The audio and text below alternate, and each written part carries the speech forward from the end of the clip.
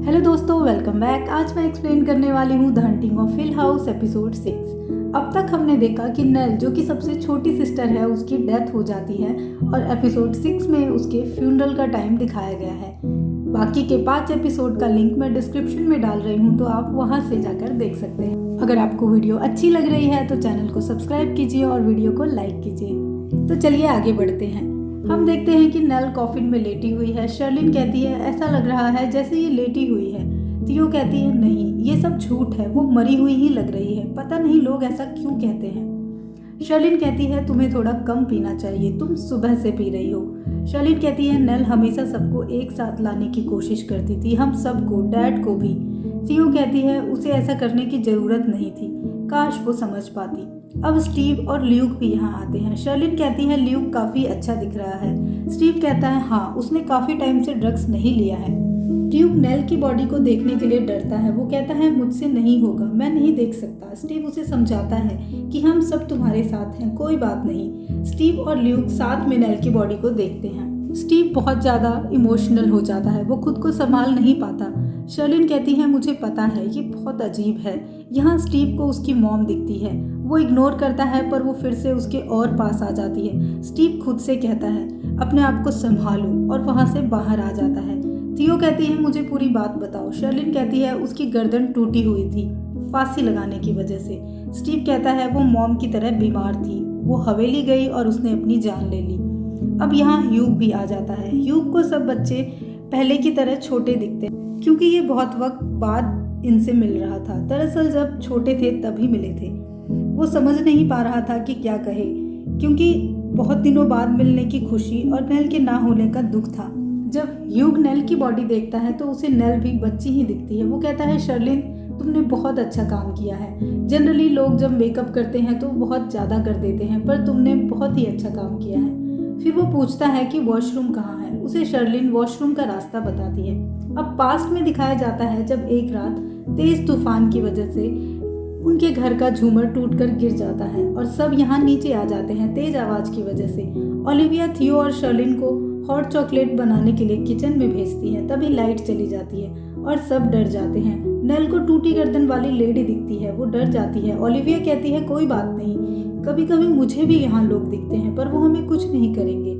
अब ह्यूग और सब मिलकर टॉर्च की बैटरी चेंज कर रहे थे और नेल का हाथ थियो ने पकड़ा था। अब नेल वहाँ से गायब हो जाती है। सब उसे ढूंढने लगते हैं। ल्यूक डर जाता है। स्टीव कहता है हम सब उसे ढूंढ लेंगे, यही तो मेरा काम है। अब प्रेजेंट में दिखाया जाता है। स्टीव कहता है नेल बचपन में शब्दों को बनाकर बोलती थी। शर्लिन फिर से एक बार थियो को ड्रिंक करने के लिए मना करती है। थियो कहती है मैं उसे अपने तरीके से याद कर रही हूँ। ह्यूग कहता है नेल सेंटा को लेटर्स लिखा करती थी और बहुत ही सीरियसली लिखती थी। एक फॉर्मल लेटर्स वो मिस्टर क्लॉस को लिखती थी और उसमें अपना एड्रेस भी लिखती थी। मैं कहता था एड्रेस की ज़रूरत नहीं है। वो कहती थी कैसे पता चलेगा कि ये मैं हूँ, बहुत सारी नेल होंगी। वो तुम सब के लिए चीज़ें मांगा करती थी, स्टीव के लिए टाइपराइटर, शर्लिन के लिए कैमरा। ह्यूग कहता है वो मुझे हर महीने लेटर्स लिखा करती थी और तुम सबके बारे में बताती थी कि कैसे सब अच्छा हो रहा है तुम सबके साथ। यहाँ स्टीव कहता है ये तो आपको पता होगा कि वो परेशान थी क्योंकि आपको उसने बताया होगा। ह्यूग कहता है वो सिर्फ तुम सबके बारे में बात करती थी। स्टीव कहता है कि आप झूठ बोलते हैं हमेशा से, सबको पता है। ह्यूग कहता है मुझे बस मिसेस डैडली ने कॉल करके बताया कि वो मर चुकी है। अब यहाँ सब के सब बहस करने लगते हैं। शर्लिन फिर से स्टीव को उस बुक के बारे में कहती है कि तुम डैड को बोल रहे हो, खुद को देखो, तुमने हम सब के बारे में उस बुक में लिखा सिर्फ कुछ पैसों के लिए। तभी थियो बोलती है तुम हमेशा बुक की बात क्यों करती हो, बस करो, मैंने पैसे लिए हैं, मैंने उसे अपनी डिग्री पूरी की, करियर शुरू किया, तुम बेवकूफ़ हो जो तुमने नहीं लिया। शर्लिन उस पर बहुत गुस्सा करती है कि तुमने मुझसे झूठ बोला, मेरे घर में फ्री में रहती हो, मेरा खाना खाती हो। थियो कहती है मैं तो तुम्हारे लिए यहाँ थी ताकि तुम अकेली ना रहो। स्टीव उन्हें रोकता है पर शर्लिन नहीं मानती। वो कहती है मेरे घर से निकल जाओ। तभी केविन कहता है कि मैंने भी उसका पैसा लिया, तुम लोगों को काफ़ी डिस्काउंट देती रहती हो, हमारे बिजनेस के लिए ये अच्छा नहीं है। शर्लिन बहुत दुखी हो जाती है और सबको यहाँ से जाने के लिए कहती है। थियो कहती है मुझे और ड्रिंक चाहिए। केविन उसके लिए ड्रिंक लाने नीचे जाता है। तभी शर्लिन कहती है ये किसने किया। किसी ने नल की आंखों पर 2 बटन रख दिए थे। सब मना करते हैं कि हमने नहीं किया। तभी लाइट चली जाती है। शर्लिन कहती है हमारे पास बैकअप जनरेटर है, फिर ये कैसे हुआ। यहाँ ह्यूग को नल दिखती है, टूटी गर्दन वाली लेडी की तरह, और वो हमें पास्ट में दिखाया जाता है कि ह्यूग और ओलिविया नल को हर जगह ढूंढ रहे होते हैं। ओलिविया को एक बच्चा व्हील चेयर पर दिखता है, फिर ह्यूग को ओलिविया दिखती है जो विंडोज के पास खड़ी होती है। तभी खिड़कियों के शीशे टूट जाते हैं। ओलिविया वहीं खड़ी रहती है। ह्यूग उसके पास जाता है पर ओलिविया वहां से गायब हो जाती है। उसे ओलिविया गैलरी में बैठी दिखती है। वो कहता है तुम यहाँ क्या कर रही हो। वो कहती है मैंने बहुत अजीब सा सपना देखा, मुझे पता नहीं, मैंने हर कमरे में चेक किया, नल नहीं मिली, पर अब सारे बच्चे एक साथ चिल्लाने लगते हैं। वो कहते हैं हमने कुछ बहुत बड़ा सा डरावना सा यहाँ देखा था। वो दोनों कहते हैं ठीक है हम देखते हैं। अब ल्यूक को नल वहीं खड़ी में दिखती है। अब प्रेजेंट में ल्यूक को दिखाया जाता है, वो कैंडल्स जला रहा था। ल्यूक कहता है कि आपको क्या लगता है ये बटन्स किसने रखा होगा। ल्यूक कहता है ये हम में से किसी ने नहीं रखा। वो कहता है तुम्हें भी पता है ना। ल्यूक कहता है ये टूटी गर्दन वाली लेडी ने किया है और मॉम ने भी सुसाइड नहीं किया था। ल्यूक कहता है हाँ ये सच है। तभी यहाँ स्टीव और शर्लिन आ जाते हैं। ल्यूक पूछता है ह्यूग से कि क्या सच में नल को टूटी गर्दन वाली लेडी ने मारा। स्टीव फिर से अपने डैड से लड़ने लगता है कि आपने ल्यूक को भी अपनी बातों में बहका दिया।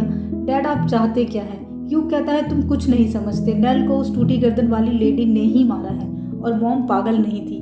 तुम भी उस घर को नहीं जानते हो, उस घर ने सबको मारा है। तभी नल का कॉफिन गिर जाता है और लाइट भी आ जाती है। सब मिलके उसे ठीक करते हैं। शर्लिन कहती है मैं अपना मेकअप बॉक्स लेकर आती हूँ। उसे नीचे कैबिन और थियो एक साथ कमरे में दिखते हैं। शर्लिन वहां से चली जाती है। कैबिन उसे रोकता है पर वो नहीं सुनती। यहाँ शर्लिन को एक लड़का दिखता है जो उसकी तरफ चेयर्स कर रहा होता है। वो उसे इग्नोर करके आगे बढ़ जाती है। यहाँ पास्ट में दिखाया जाता है कि नल कहती है मैं यही थी सबके सामने, पर किसी ने मुझे देखा ही नहीं। मैं चिल्ला रही थी पर किसी ने मेरी तरफ ध्यान ही नहीं दिया। उसकी मॉम कहती है कोई बात नहीं, कभी कभी ऐसा हो जाता है। अब पास्ट में ल्यूक और स्टीव जा रहे होते हैं। तभी ल्यूक को पास्ट की बात याद आती है। उसने नल से कहा था कि मैं हमेशा तुम्हें बचा लूंगा, तुम्हारे साथ रहूंगा, पर ऐसा नहीं हो पाता। यहाँ पे यह एपिसोड खत्म होता है। वैसे ये बात सच है, किसी इंसान के चले जाने पर हम सोचते हैं, उसके बारे में बातें करते हैं, पर सच में जब तक वो सामने होता है हम ध्यान नहीं देते। अगर हम इस सीरीज को देखें तो मरने से पहले नल ने स्टीव को भी कॉल किया था, शर्लिन को भी कॉल किया था, पर उन्होंने कॉल नहीं उठाया था। और थियो भी उससे मिलने गई थी पर उसे भी उसके बारे में कुछ पता नहीं चला। तो लोगों की कद्र करें जब वो जिंदा है, ना कि मरने के बाद। तो दोस्तों मैं मिलती हूँ आपसे अगले एपिसोड में। तब तक के लिए bye bye, take care. Please channel को सब्सक्राइब कर दीजिएगा और वीडियो को लाइक।